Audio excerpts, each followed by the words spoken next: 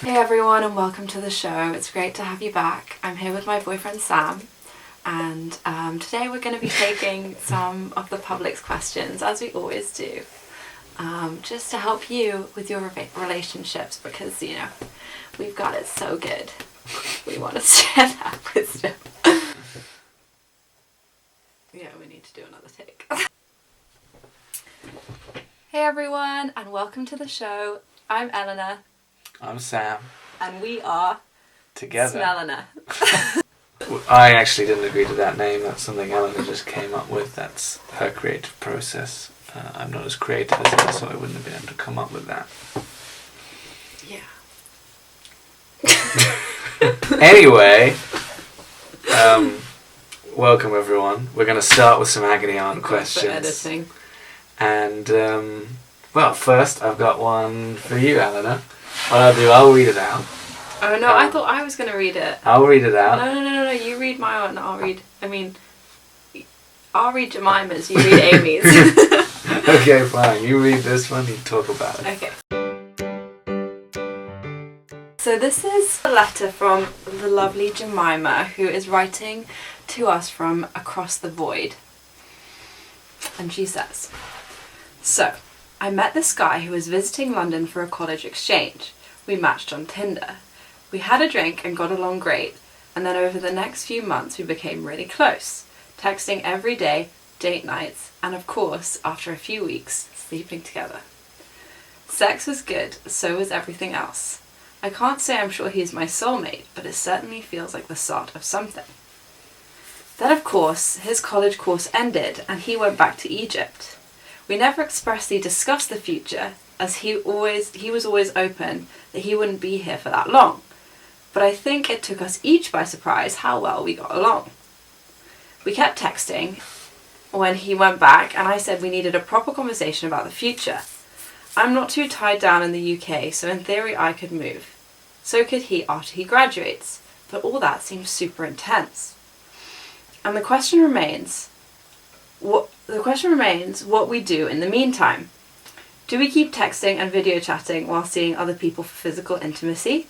That seems to be what he wants, but I'm worried about getting jealous of that, or that what we will have will just fizzle out. Do we stay true to each other whilst we look out for what to do? What should we do? Help." I'm really sorry, Jemima, that sounds really tough. I can see that, you know, there's obviously like a lot of emotions in the mix. So I guess like that's actually quite a lot to like think about and answer straight away. Like I need to process this. So like you're not too tied down. Neither is he.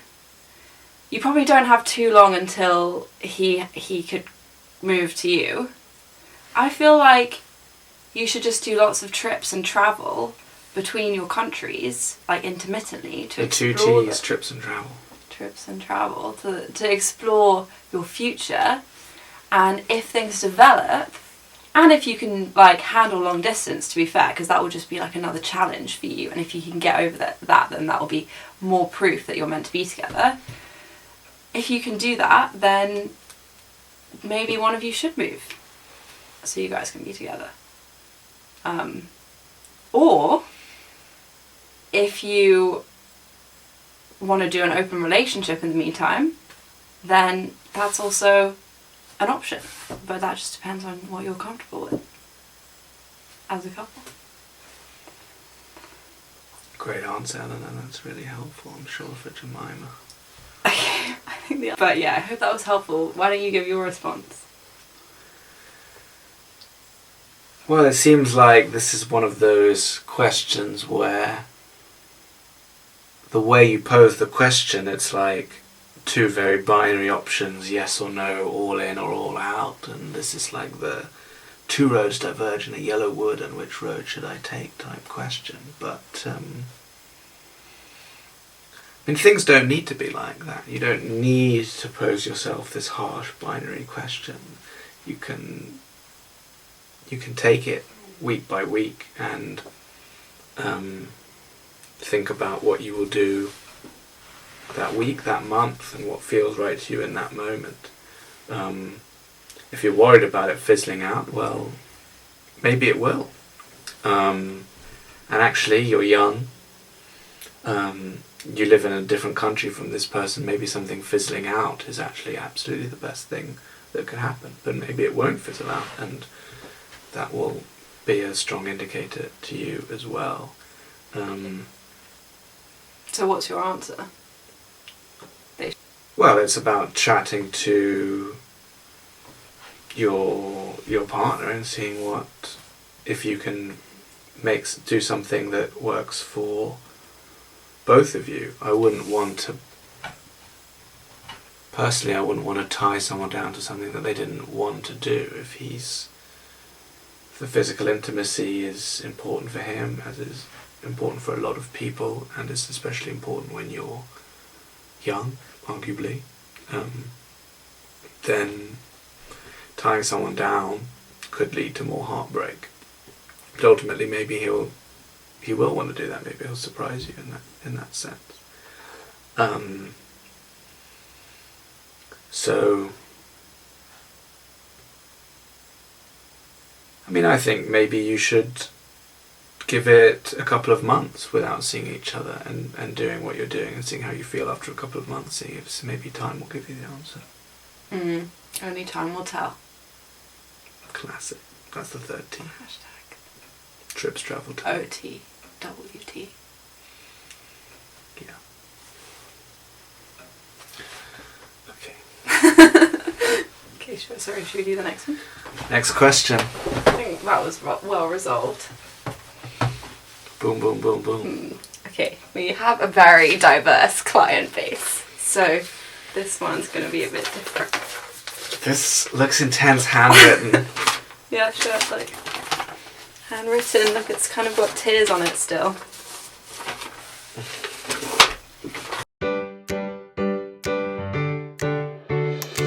Dear Sam and Eleanor. Remember to get into the character just so people can help visualise it. Thanks. Yeah. I don't know the character yet. You'll I see. just started reading. Okay, so. sorry.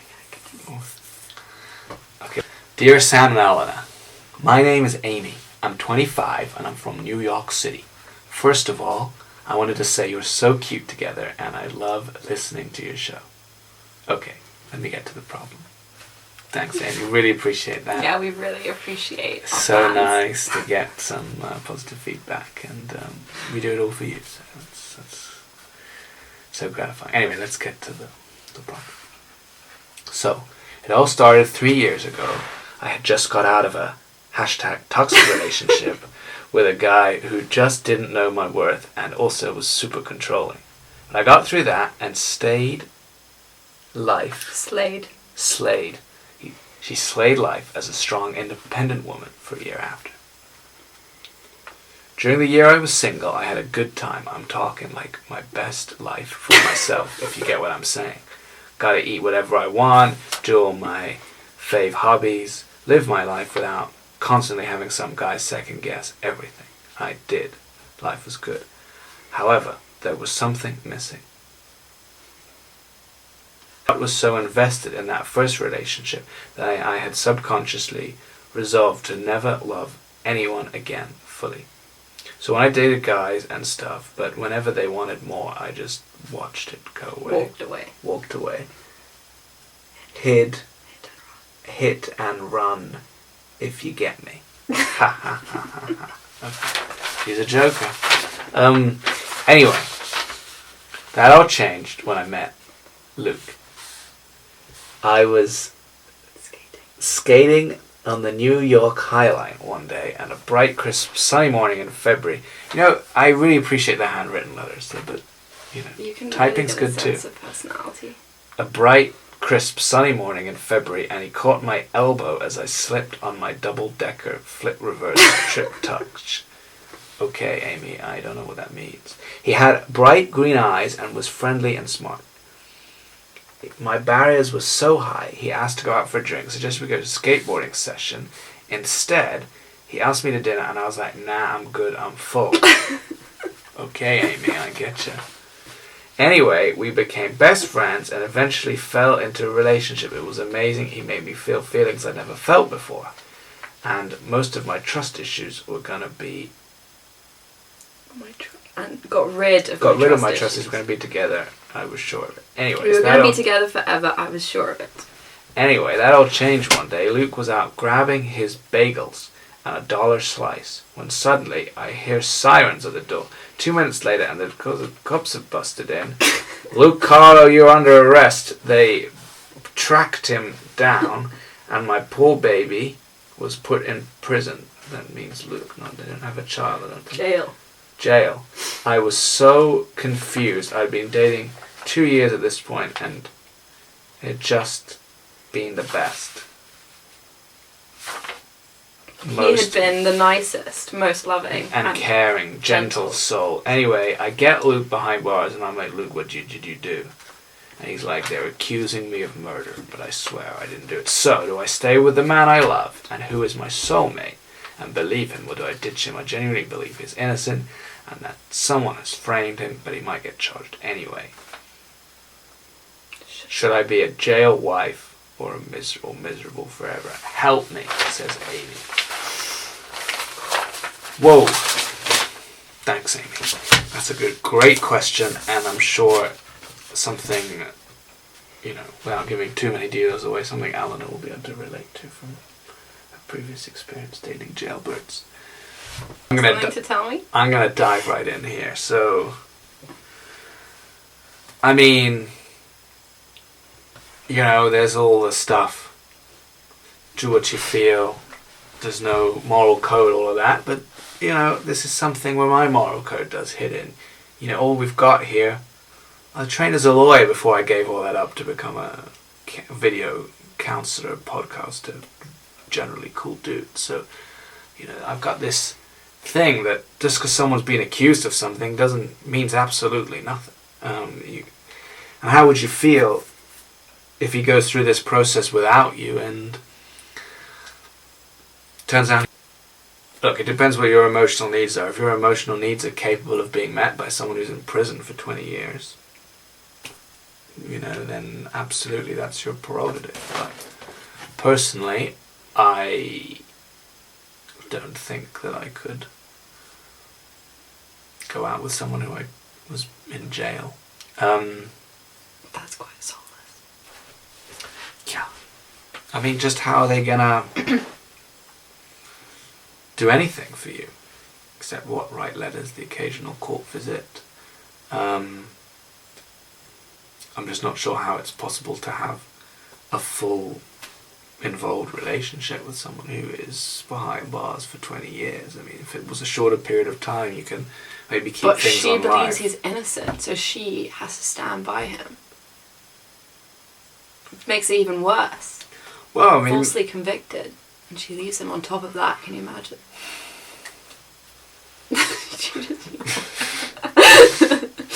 Sorry, this is like the 5th jail story I've had today. Well, look, I mean, if you can't live with yourself, you've got to do what you think is the right thing to do, but it's also okay to do what is right for you. That can also be the right thing. You don't always need to do what's right according to some arbitrary moral code.